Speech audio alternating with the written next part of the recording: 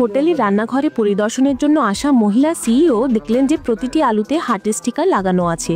আর এটি দেখে তিনি চমকে গেলেন, কারণ ছোটবেলায় তিনিও এমনটি করতেন, যাতে আলুগুলো অন্যদের আলুর থেকে সুন্দর দেখায় এবং তার বাবা তাড়াতাড়ি সেগুলো বিক্রি করতে পারেন। কিন্তু তার এই বুদ্ধিমত্তায় তার বড় বোন হিংসা করতে শুরু করে, আর তাই পরের দিন বড় বোন ছোট বোনকে ভুট্টার খেতে নিয়ে গিয়ে মানব পাচারকারীদের কাছে বিক্রি করে দেয় এবং সেই টাকা দিয়ে সে একটি নতুন ফুলের পোশাক কিনে বাড়ি নিয়ে আসে। কিন্তু যখন তার বাবা কাছ থেকে বাড়ি ফিরলেন এবং বড় মেয়ের কাছে তার ছোট মেয়ের কথা জিজ্ঞাসা করলেন, তখন বড় মেয়েটি মিথ্যে কথা বলল যে তার বোন বাইরে খেলা করছে। কিন্তু বাবার কাছে এই কথাটা অদ্ভুত আর মিথ্যে মনে হলো, কারণ তার ছোট মেয়ে ছোটবেলা থেকেই অনেক বুদ্ধিমান ছিল আর সে সময় মতো বাড়ি ফিরে আসতো। তাই বাবা তার দুর্বল পা নিয়ে তাকে খুঁজতে বেরিয়ে গেলেন এবং সারা রাত খোঁজ করলেন। কিন্তু সারা রাত খোঁজার পরও তিনি তার ছোট মেয়ের কোনো খোঁজ পেলেন না এবং এভাবে দেখতে দেখতে 10 বছর কেটে গেল। তাই ছোট মেয়েকে হারানোর শোকে বাবা তার বড় মেয়ের দিকে সম্পূর্ণ মনোযোগ দিতে শুরু করলেন। বড় মেয়ের রক্তদানের বিনিময়ে পাওয়া রুটি খুব পছন্দ ছিল, তাই বাবা প্রতিদিন রক্ত দিয়ে তার জন্য রুটি নিয়ে আসতেন। এমনকি বড় মেয়ের বিয়ের জন্য 50 লক্ষ টাকা জোগাড় করতে গিয়ে বাবা তার ঘরে সমস্ত জিনিসপত্র পর্যন্ত বিক্রি করে দিয়েছিলেন। কিন্তু যখন তিনি তার বড় মেয়ের সাথে দেখা করতে শহরে গেলেন, তখন বড় মেয়ের অপমানজনক কথায় বাবার মন ভেঙে দিল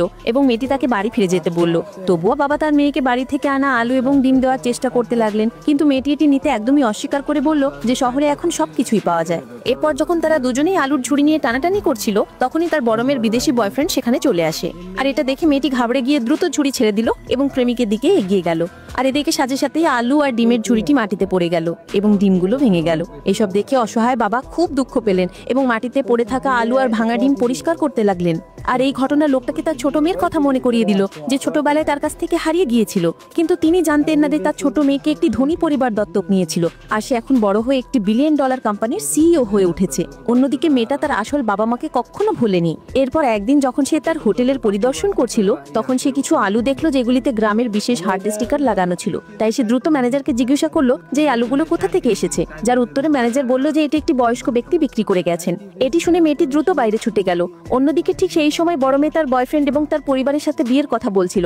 এদিকে বাবা যখন তার মেয়ের আওয়াজ শুনলেন, তখন তিনি সেই ঘরে ছুটে চলে গেলেন, কিন্তু বড় মেয়েটি তাকে দেখে একেবারে ঘাবড়ে গেল।